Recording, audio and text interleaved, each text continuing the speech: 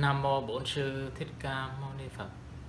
Kính thưa tất cả quý vị Phật tử, hôm nay tôi muốn trình bày một cái đề tài cho các anh chị em gia đình Phật tử Bậc Trì tại Hoa Kỳ. Đó là một cái bản kinh văn rất là quan trọng đối với Đại thừa Phật giáo và Nguyên thủy Phật giáo. Thưa quý vị, đó là kinh Quán Niệm Hơi Thở. Kinh Quán Niệm Hơi Thở tiếng Anh được dịch ra là For Awareness Breathing Sutra, và tiếng Pali là Anapanasati Sutra. Kinh này được Đức Thế Tôn thuyết giảng tại vườn Kỳ Thọ, nước Sa Vệ và phía tây của thành Cát Tỳ La Vệ. Tại sao? Và tôi muốn chia sẻ cho quý vị gọi là cái bản kinh rất quan trọng, bởi vì kinh này á, nó không phải là chỉ lý thuyết, không phải là mình tùng đọc, và kinh này là mình cần phải thực tập, bởi vì cái thực tập ở trong kinh này là mang một cái tính chất của trị liệu thân cái tâm của chúng ta và chuyển hóa. Cho nên cái kinh văn mang một cái trọng trách rất lớn, là bất cứ một ai khi ta học vào kinh này như là không phải là không phải học để trở thành một vị triết thuyết, và chúng ta học để trở thành một cái người hành giả thực tập, để nó có như là một cái vị thuốc để trị liệu chúng ta và chuyển hóa được cái thân, cái tâm của chúng ta trong những cái phương pháp của thực tập. Cái điều đầu tiên và thực tập ở trong cái kinh này, học kinh này á, chúng ta cần phải nắm vững hai cái phương diện chính. Thứ nhất á, là mình phải làm chủ được thực tập hơi thở và làm chủ được cái hơi thở của chúng ta. Hơi thở vào ta biết rằng là hơi thở vào, hơi thở ra ta biết rằng là hơi thở ra. Hơi thở vào dài ta biết rằng hơi thở vào dài, hơi thở ra ngắn ta biết được rằng là hơi thở ra ngắn. Có nghĩa là chúng ta phải làm chủ được hơi thở khi mình thực tập. Hơi thở là một cái sự sống của chúng ta. Nếu như mà chúng ta dừng hơi thở và chúng ta không thở thì quý vị biết rằng là chúng ta sẽ không có còn sống được. Cho nên hơi thở là giống như là cái cốt tủy sống của chúng ta vậy. Cho nên nó là một cái sự quan trọng. Thông thường trong một ngày, trong một đêm, chúng ta bận rộn rất là nhiều công việc làm, việc học, thất khe, chuyện nhà cửa, đủ thứ hết tất cả. Chúng ta ít khi chúng ta làm chủ được cái hơi thở. Mặc dù là mình biết được rằng hơi thở là nó rất quan trọng cho chúng ta, cho cái mạng sống của chúng ta, nhưng mà trong cái đời sống hàng ngày thường ta bỏ mặc để cho người khác nắm giữ cái hơi thở đó. Bây giờ chúng ta hiểu được rằng, biết được rằng hơi thở là sự sống, là quan trọng. Chúng ta dừng lại tất cả mọi thứ để quay về cái hơi thở vào, hơi thở ra của chúng ta. Trong cái thiền quán gọi là cái thiền chỉ, tức là mình dừng lại, mình nắm vững lại cái hơi thở. Quán niệm có nghĩa là mình luôn tưởng niệm, mình luôn suy xét về nó, quán niệm về cái hơi thở. Đó được gọi là quán niệm hơi thở. Và bên cạnh cái quán niệm làm chủ hơi thở được rồi đó, ta phải có một cái đề mục nữa, gọi là đề mục của quán, của thiền quán, của quán chiếu. Thiền quán và quán chiếu tức là mình phải làm chủ hơi thở trước. Bước đầu là chúng ta phải làm chủ cái hơi thở. Bước thứ hai là ta phải quán chiếu về những cái giáo pháp rất là căn bản của Đức Phật. Cái giáo pháp căn bản mà ở trong kinh Quán Niệm Hơi Thở đã đề cập cho chúng ta. Thưa quý vị, đó là cái giáo pháp gì vậy? Đó là thứ nhất là quán chiếu về tứ niệm xứ này, tứ chánh cần, tứ như ý túc, ngũ căn, ngũ lực, thất bồ đề phần và bát chánh đạo phần. Đó là 37 phẩm trợ đạo. Và bên cạnh những cái giáo lý thiền quán căn bản đó chúng ta cần phải quán chiếu thêm nữa, đó là quán chiếu về từ, về bi, hỷ và xả. Thực tập trong cái điều đó, thực tập về bi này, thực tập về từ, thực tập về hỷ, thực tập về xả, thực tập về cái sự buông bỏ chúng ta trong cái sự quán chiếu đó, thực tập trong cái sự quán chiếu đó, và từng bước chân, từng nhịp đập của hơi thở quán chiếu về từ bi hỷ xả. Bên cạnh quán chiếu của từ bi hỷ xả đó, ta còn quán chiếu cái gì? Đó là cửu tượng quán. Cửu tượng quán là cái gì về thưa quý vị? Cửu tượng quán là mình quán chiếu về một cái thi thể vừa mất, và cho đến khi mà trở thành tro, thành bụi. Tức là mình quán chiếu rằng cái thân thể của chúng ta đó là một cái thân thể vật chất. Khi mà chúng ta chết được rồi đó, khi mình thiêu ra, thưa quý vị, thân của chúng ta chỉ mình là một nắm tro tàn. Khi mình quán chiếu như vậy á, để gì? Để mình biết được rằng á, tất cả những ai sống trên cuộc đời này một ngày nào đó thì cũng giống như là một đám tro tàn mà thôi. Chính vì mình hiểu, mình thấy được như vậy đó, thì chúng ta không có bị bám víu về cái thân của chúng ta nhiều nữa. Đó là cửu tượng quán. Bên cạnh cửu tượng quán đó còn một cái quán chiếu, và cái quán chiếu này là nó phải đối diện hàng ngày của chúng ta. Đó là quán chiếu về vô thường. Quán chiếu về vô thường, quý vị thường nghe chữ vô thường đó. Vô thường tiếng Anh gọi là impermanent, có nghĩa là nó thay đổi mọi thứ, thay đổi từng ngày, thay đổi từng giờ. Ngày hôm qua đó mình thấy khác, hôm nay ta thấy khác, và ngày mai thì chúng ta thấy được mọi thứ nó đều thay đổi.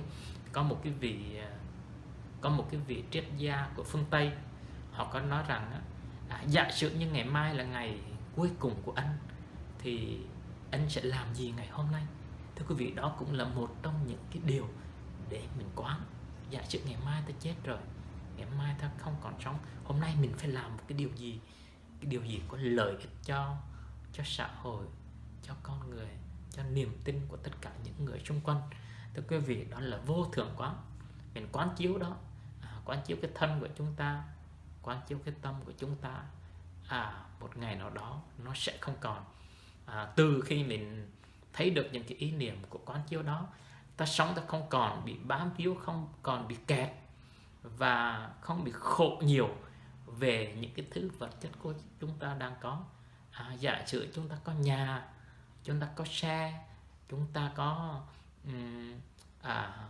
mọi thứ xung quanh chúng ta. Thưa quý vị, đó là những cái thứ gọi là cái thứ của pháp hữu vi, và mình phải cần hiểu, cần thấy được rằng tất cả một cái gì là pháp hữu vi nó đều biến hóa, nó đều thay đổi từng ngày từng giờ, theo một cái nhân duyên thích hợp.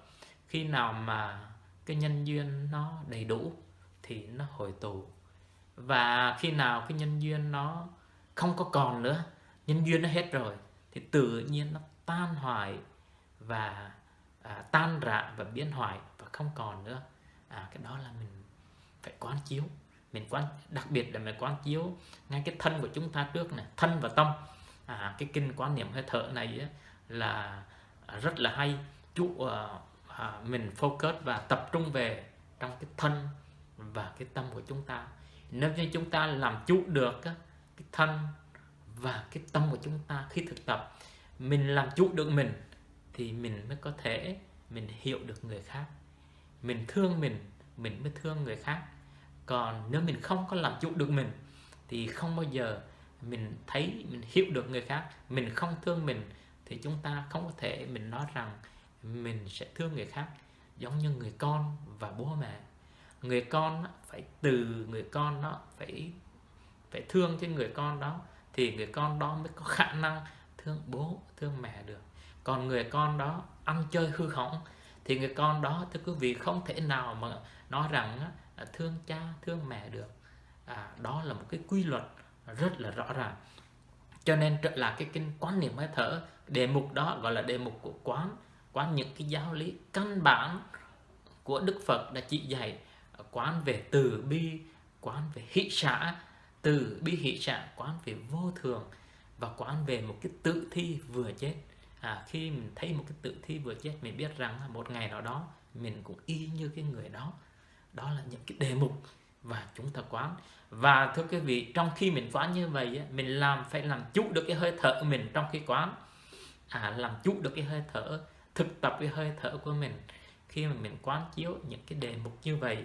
Và bên cạnh đó, bên cạnh những cái đề mục mình quán đó, rồi nó còn có gọi là 16 cái đề mục quán. Cái trọng tâm của cái kinh này á, là 16 cái đề mục quán, 16 cái hơi thở phối hợp với 4 cái lĩnh vực của quán niệm. 16 hơi thở thứ 1, 2, 3, 4. 4 cái hơi thở đầu á, là mình thực tập cái thân và cái tâm của chúng ta nó thuần túy theo cái hơi thở, làm sao mà thân và tâm của chúng ta nhất như. Có nghĩa là thân ở đâu thì tâm của chúng ta ở đó, và tâm của chúng ta ở đâu thì thân của chúng ta ở đó. Mình buông tất cả mọi thứ ở bên ngoài chúng ta. Chúng ta không thể ngồi ở đây mà thân của chúng ta ở đây mà tâm của chúng ta đang ở ngoài đường, hoặc là thân của chúng ta đang tụng kinh, đang ngồi thiền, nhưng tâm của chúng ta đang ở ngoài những cái shopping, hoặc là ở ngoài những cái quán chè, quán cà phê. Thưa quý vị, vậy là không có được. Cái đề mục quán 4 cái hơi thở đầu tiên là 4 cái hơi thở căn bản nhất, tâm và thân ở lại một chỗ. Khi ta ngồi thiền, ta biết rằng thân ta ngồi thiền, tâm của chúng ta đang ngồi thiền. Khi mà cái thân của chúng ta mà đang còn nghe pháp, thì làm sao cái tâm của chúng ta đó cũng phải ở ngay cái thân để nghe pháp. Và cái thân của chúng ta đó đang mình đọc kinh, thì tâm của chúng ta phải ở cùng ngay cái thân để trợ giúp cho cái thân, để trợ giúp cho cái thân và tâm trợ giúp tương tác lẫn nhau, để mình đọc kinh, mình nghe pháp. Có nghĩa là thân và tâm không phải là hai cái thực thể riêng biệt, thân và tâm là một. 4 cái hơi thở đầu chúng ta cần phải thực tập như vậy, thực tập hơi vào, hơi thở ra, và mình thống nhất một điều đó, thân và tâm là nhất như. Không có chạy, không có để cái thân ở đây mà tâm của chúng ta chạy lăng xăng ở chỗ này chỗ kia. Như vậy là không có phải. Thực tập thân đang đi thiền hành, tâm của chúng ta cũng đang đi thiền hành. Có nghĩa cái này là trở lại trong cái lĩnh vực quán niệm, lĩnh vực của chánh niệm, khi cái thân và cái tâm của chúng ta đang an trú ở trong cái giây phút của hiện tại. Đó là 4 cái hơi thở đầu. Và 4 cái hơi thở tiếp theo là hơi thở thứ 5, thứ 6, thứ 7, thứ 8. Tức là 4 cái hơi thở tiếp theo đó, ý thức được thân và tâm của chúng ta bao trùm tất cả cái nền tảng của tri giác. Tức là bao nhiêu cái perception đó, cái tri giác của chúng ta, chúng ta đang khởi niệm một cái tri giác của chúng ta ở nơi chỗ nào, ở nơi đâu, thì cái thân và cái tâm của chúng ta đó nó nằm ngay cái chỗ đó. Cái tri giác của chúng ta vừa khởi niệm một cái, chúng ta phải làm chủ được. Bởi vì 4 cái đề mục trước đó là thân, cái tâm của chúng ta đã làm chủ được cái hơi thở rồi, thì 4 cái hơi thở thứ sau đó, tức là tất cả những cái tri giác của chúng ta đều có cái tâm của chúng ta nó đều vận chuyển. Và cái tâm của chúng ta vận chuyển đi tới đâu thì chúng ta biết rằng cái tâm của chúng ta đang vận chuyển đi tới đó. Giả sử chúng ta vừa khởi niệm ý nghĩ một cái gì tốt, cái gì xấu của chúng ta biết rằng cái tâm của chúng ta đang vận chuyển. Và mình nhờ thực tập tốt 4 cái hơi thở của đầu tiên làm chủ được cái thân tâm, thì mình biết được rằng cái tâm của chúng ta đang vận chuyển, đang ở trong một cảnh giới, nó ở trong một cái trạng thái, và biết rằng cái sự vận chuyển của tâm toàn bộ của tri giác. Và đó là 4 hơi thở tiếp. Và 4 hơi thở tiếp theo nữa là 9, 10 11, 12. 4 cái hơi thở này á, tức là mình lấy cái tâm của chúng ta, lấy cái tâm để nhìn tâm. Lúc này á, là tâm của chúng ta là cái hơi thở. Mình thở vào thở ra, cái tâm của chúng ta là cái hơi thở rồi.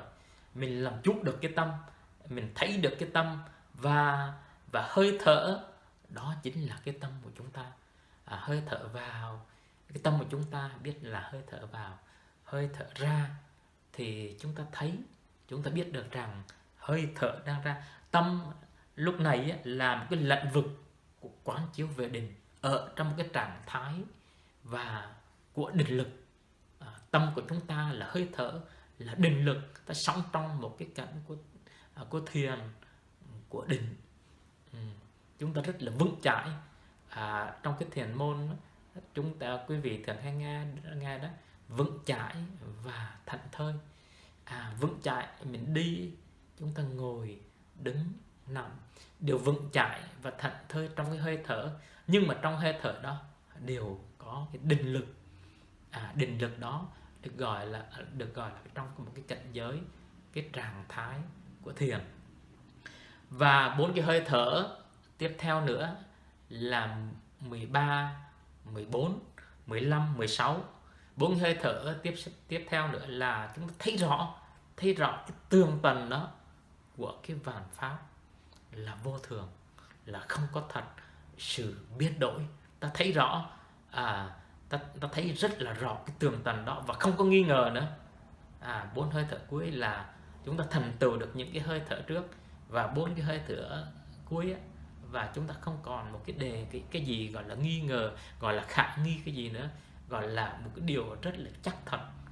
Chúng ta thấy rõ được tường tầng của vô thường, và thấy tường tầng rõ được cái hơi thở của chúng ta, thấy rõ được cái tường tầng của mọi cái pháp hữu vi, đều nó tan rã, đều biến hoại, không có cái gì mà nó tồn tại forever, mãi mãi.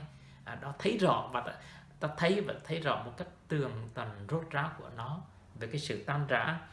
Và khi ta thấy được tan rã, thấy rõ được vô thường, thấy rõ được sự tan rã đó, thì ta cởi bỏ nó, cởi bỏ những sợi dây của ràng buộc, và ta thấy được. Và khi ta thấy được những cái điều đó rồi đó, thì tự nhiên cái niềm vui trong cái hơi thở ta được hiện hữu trong cái giây phút của hiện tại, là giải thoát, tự do trong hơi thở, trong hiện tại của chúng ta.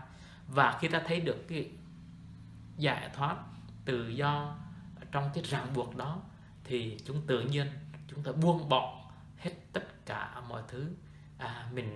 Cái hơi thở của chúng ta được buông bỏ và nhẹ nhàng. Lúc này được gọi là cái thảnh thơi, an lạc và giải thoát. Và cái đề mục này được gọi là thành tựu trong một cái bản kinh gọi là quán niệm hơi thở. Xin được cảm ơn tất cả quý vị.